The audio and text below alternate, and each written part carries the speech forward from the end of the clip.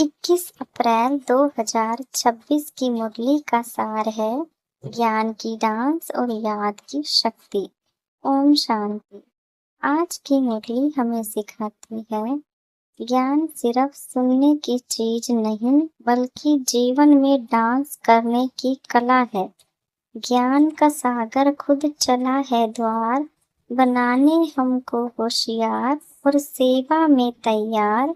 जो याद में रहना सीख गया वही बनता है सच्चा अधिकारी और समझदार। बाप दादा कहते हैं मैं ज्ञान की डांस करने आया हूँ। यह कोई शारीरिक डांस नहीं है, यह है ज्ञान की हर पॉइंट को जीवन में उतारना।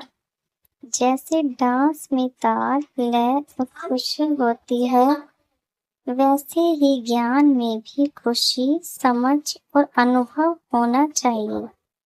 मुरली सिर्फ सुनना ही काफी नहीं, हर बात को जीवन में उतारना है।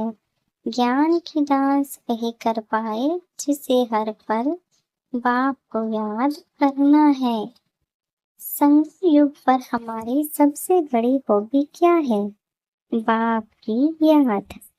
आज दुनिया में लोग अलग अलग हॉबी रखते हैं, लेकिन हमारी हॉबी है रूहानी याद में रहना। याद से क्या होता है? विक्रम विनाश, शांत और आत्मा शक्तिशाली। याद से ही हमारी आत्मा शक्तिशाली बनती है। ना कोई शौक बड़ा, ना कोई चाहत खास, बस दिल में बस जाए बाप की मधुर याद। यही है रूहानी हॉबी हमारी, जो बना दे जीवन को बेहद आबाद। बाप कहते हैं तूफान तो आएंगे, लेकिन धीरज रखना है। कभी मन भटकेगा, कभी याद टूटेगी, लेकिन रुकना नहीं है। तूफानों से डरकर जो रुक गया वो मंजिल तक कैसे जाएगा। जो बाप का हाथ पकड़ के चले वो हर हाल में पार उतर जाएगा। आगे बाबा कहते हैं कि सबसे बड़ा विघ्न क्या है? देह अभिमान। जैसे ही देह अभिमान आता है तो मन अशांत, योग टूट जाता है और हमारे जो विचार हैं वो नकारात्मक हो जाते हैं। इसलिए खुद को आत्मा समझो, बाप को याद करो। मैं शरीर नहीं, मैं आत्मा हूँ, यही सच्चा मेरी पहचान है। जब जब देह अभिमान छोड़ो तभी सच्चा मेरा सम्मान है।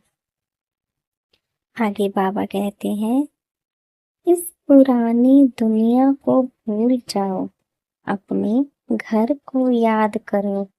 हमने 84 जन्म पूरे कर लिए, अब वापस घर जाना है। ये दुनिया अब पुरानी कहानी है, अब घर लौटने की तैयारी है। बाप की याद में जो खो जाए उसकी ही सच्ची सवारी है। आगे बाबा कहते हैं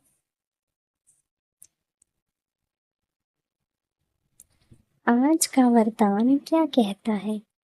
एक रस स्थिति में रहो, अचल अडोल बनो, दिल तख्त नशीन बनो। यानी हर परिस्थिति में एक जैसा स्थिर रहना, ना खुशी में उड़ना, ना गम में गिरना, एक रस बनकर आगे बढ़ना।